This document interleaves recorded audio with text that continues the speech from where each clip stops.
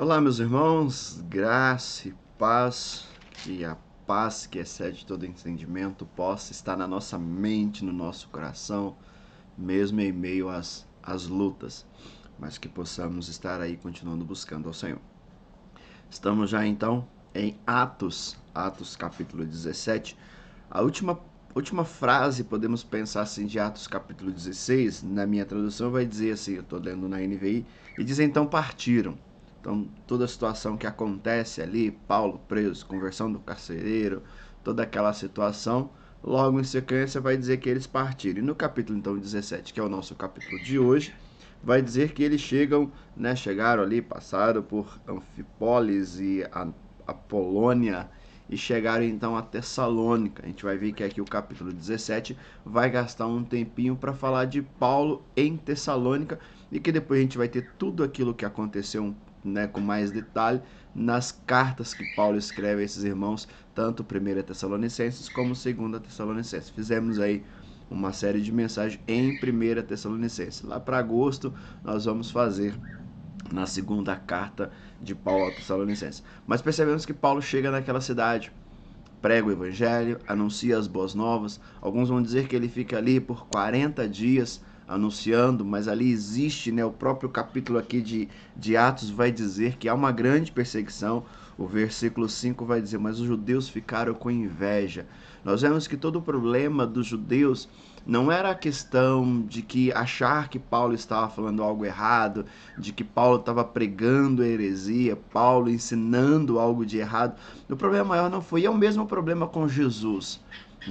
A mesma situação que leva Jesus à cruz não era eles entendendo que estava existindo um ensinamento falso, mas por inveja. Então no versículo 5 diz, mas os judeus ficaram com inveja e reunindo. Enquanto Paulo estava em Tessalônica, alguns homens se levantam para perseguir, para maltratar. Aí os irmãos ali de Tessalônica escondem Paulo, né? Aqui vai dizer que Paulo e Silas estavam ali, ele esconde os dois e ali pegam Jason e uns outros, né, e são levados, vamos dizer assim, diante das autoridades, precisam pagar fiança para serem soltos. E isso acontece. Então, quando Jason e os outros que estavam com ele é solto, eles pegam Paulo e Silas e mandam para Bereia, né, para sair, para não causar mais problema, para não causar mais situação, para não trazer mais sofrimento.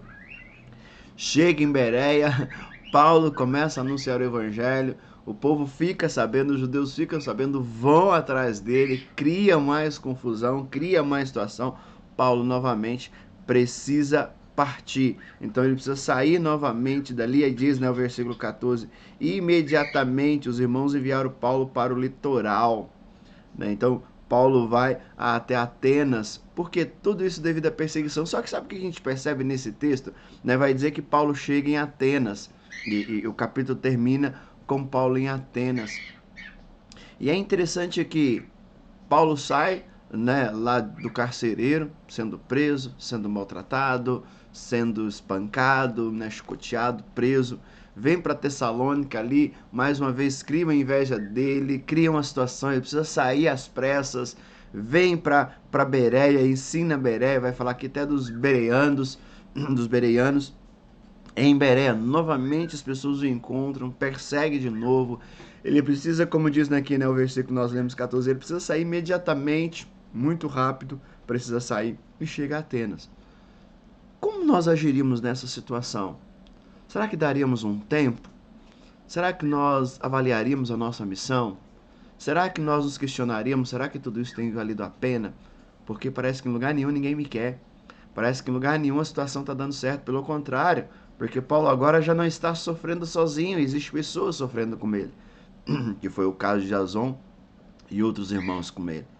Será que não era o momento de se repensar? Será que nós não pararíamos para repensar e perguntar se é esse mesmo o nosso ministério, se é essa a nossa questão? Só quando nós chegamos aqui, quando Paulo chega em Atenas, já eu creio que cansado um pouco de algumas coisas, diz que assim, olha o versículo 16 do capítulo 17.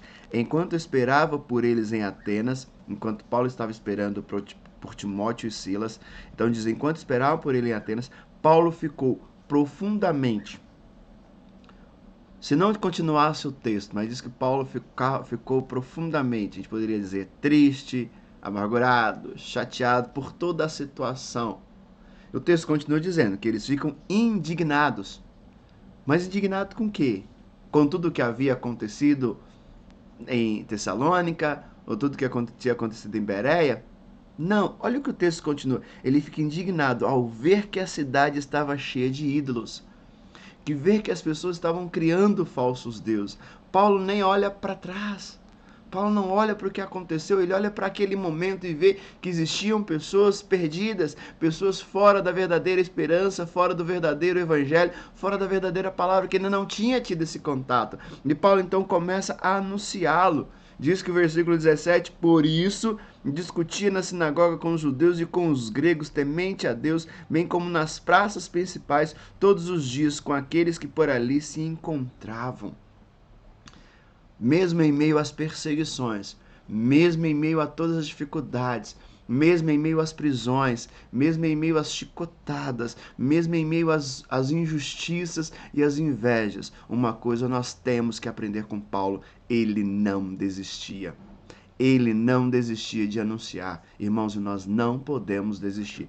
Como nós tivemos no último final de semana, batidos num tempo muito gostoso. Isso só é possível quando nós, como igreja, decidimos avançar. Mesmo em meio aos problemas, mesmo em meio às dificuldades, mesmo em meio às lutas, precisamos continuar avançando. Então, irmãos, vamos continuar?